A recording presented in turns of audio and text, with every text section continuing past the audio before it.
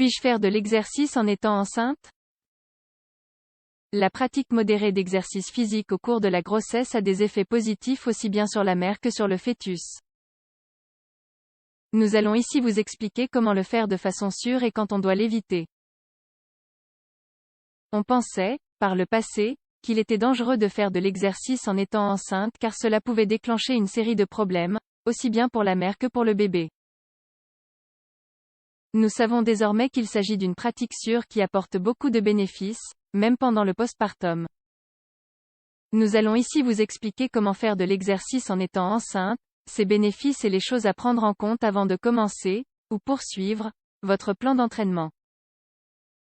Les paramètres qui suivent s'adressent à des femmes en bonne santé avec des grossesses à faible risque.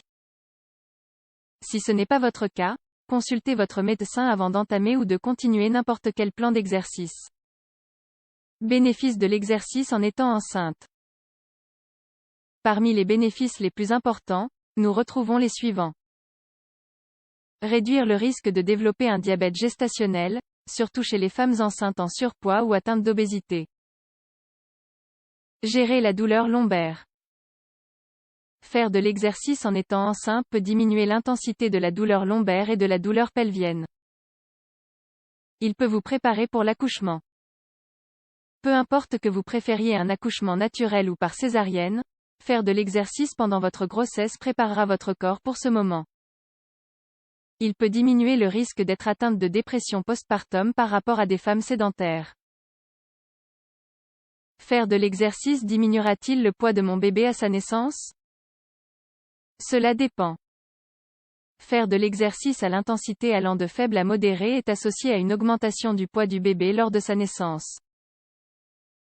Apparemment, cela se produit parce que faire de l'exercice, en théorie, augmente l'envoi d'oxygène et de nutriments vers le fœtus.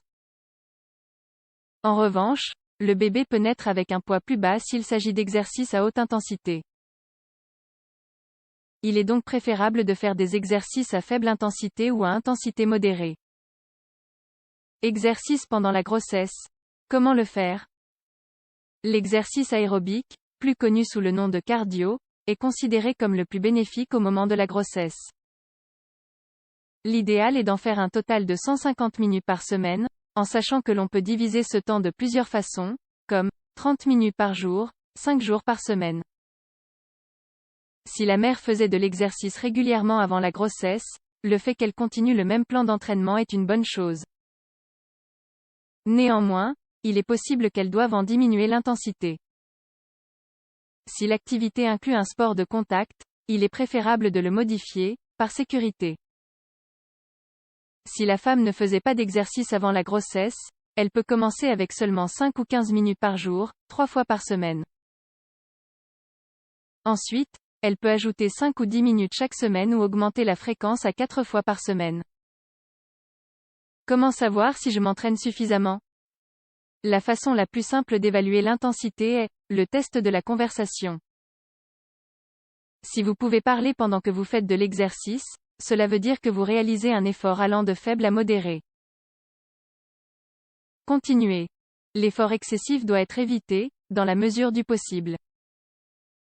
Considération sur l'exercice pendant la grossesse. Les femmes sédentaires qui commencent à faire de l'exercice pendant la grossesse peuvent perdre du poids. Cela se produit chez toute personne passant d'un mode de vie sédentaire à un mode de vie actif. Néanmoins, perdre du poids n'est pas l'objectif quand on est enceinte. Tout exercice est bon. Vous pouvez aller à la salle de sport, avoir un coach personnel ou faire de la natation. Le plus simple est parfois le mieux. Marcher de 45 à 60 minutes par jour est aussi positif que n'importe quel autre exercice.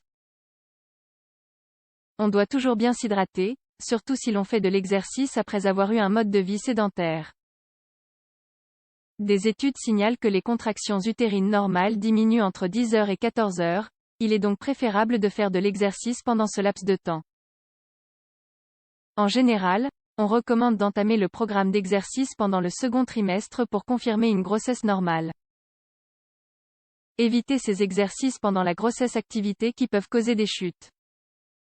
Activités qui requièrent d'être sur le dos car cela peut boucher le flux sanguin ou le retour veineux. Celle qui vous expose à la chaleur ou à l'humidité. Activité de haute intensité. La seule exception est celle des athlètes, à qui on recommande de baisser l'intensité de 20 à 30%. Plongée sous-marine. Si vous remarquez les symptômes suivants pendant l'exercice, arrêtez d'en faire et consultez votre médecin. Contraction douloureuse. Saignement vaginal. Problème pour respirer. Vertige. Maux de tête. Douleur dans les jambes. Contre-indication de l'exercice en étant enceinte. Dans les cas suivants, nous vous recommandons de ne faire que de la marche pour réduire le risque de thromboembolie. Placenta prévia. Insuffisance utérine. Saignement au cours du second ou troisième trimestre. Rupture prématurée de membrane. Accouchement prématuré. Cardiopathie sévère. Problème respiratoire sévère. Prééclampsie. Anémie sévère. En ce qui concerne l'exercice en étant enceinte. Faire de l'exercice est considéré comme une activité sûre dans la majorité des grossesses car cela améliore le bien-être de la mère et du bébé. Le médecin doit seulement vous donner son feu vert avant d'entamer toute activité physique. L'exercice n'est qu'un des différents facteurs qu'il faut prendre en compte pour une grossesse saine. Une bonne alimentation, la gestion du stress et le repos sont aussi importants que l'activité physique.